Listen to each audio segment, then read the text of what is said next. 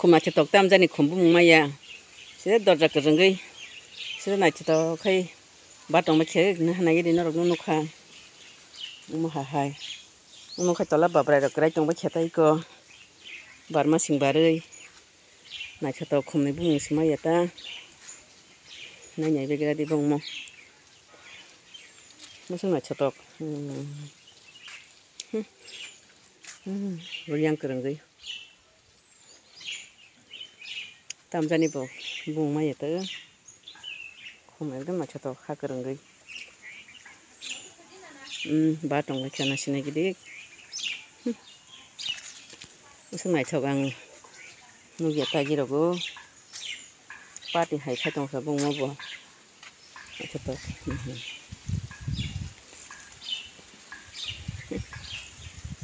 nó này là tao trồng bao nhiêu ngày về tới khum rồi sẽ súp ra khai trong ta khum mà là khai đổ ra bớt ra khai này cho tao cũng còn cái này cái đi nó từ lúc mà sinh nuôi con khai